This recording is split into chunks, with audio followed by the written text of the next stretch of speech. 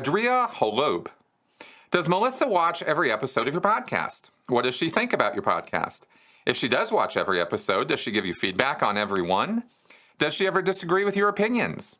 Have you changed your mind based on her opinions? If she ever changed your mind on an issue, could you give an example of this? Okay, just a couple questions there, but they all kind of fit under my relationship with Melissa here, so I thought I'd give you folks some answers about this.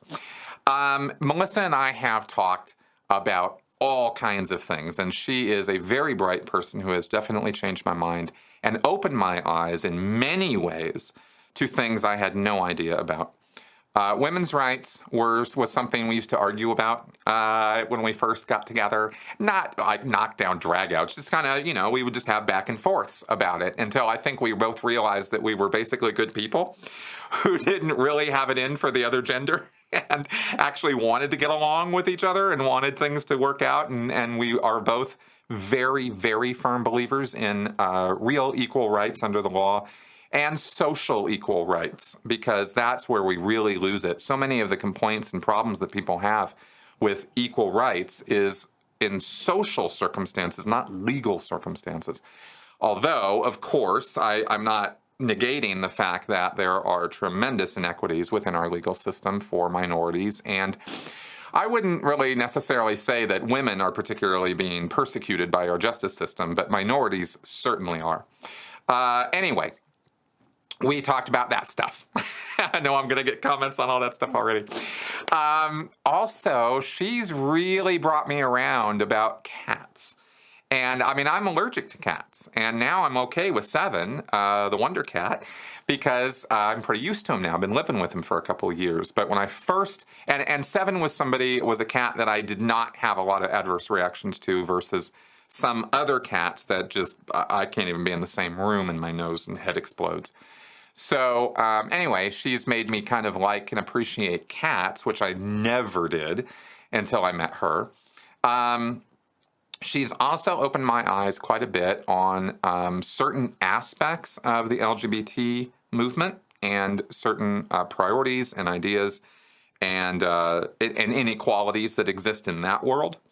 I did not know about. I had sort of dealt with my own homophobia coming out of Scientology, and I don't really have that problem anymore, or prejudice, I should say, or bias, really, is what I sort of flushed out of my system by unlearning all of Hubbard's nonsense about homosexuality, perversion, sexuality, etc.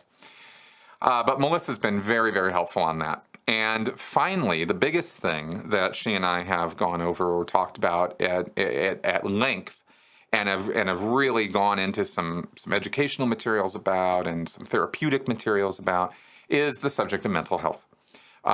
Melissa's got, her issues, I've got mine. We've been able to assist each other and help each other, educate each other about stuff. And that has been really wonderful, really, really wonderful. And I'd say at this point, my understanding of mental health, what it is, how it works, how it doesn't work, how what therapy can and can't do, all of that is, I'm in a much better place to understand all that stuff now than I was 6 years ago when I first got out of Scientology. So Melissa's been a real assistance to me on all of those subjects. She does not watch all of my podcasts, but she does watch some, and a few of them I've sat her down and asked her to watch it because I wanted her feedback on certain aspects of it or see what she thought. So no, she doesn't always watch all my podcasts, and yeah, we have disagreements about various opinions we have all the time. But I think we have learned how to, or are learning through our process of our marriage, how to communicate, how to sort out problems and issues. And a lot of the education I've done, by the way, on how we think, critical thinking, that kind of stuff, has helped me a lot in my interpersonal relationships with her and other people, sorting stuff out. Not so much online. Online's still been very, very difficult, as I think some of my haters will attest. Sometimes I still need to work on the online interactions with some people. But even that, I'm still trying to do better on that. So that's my answer to that question.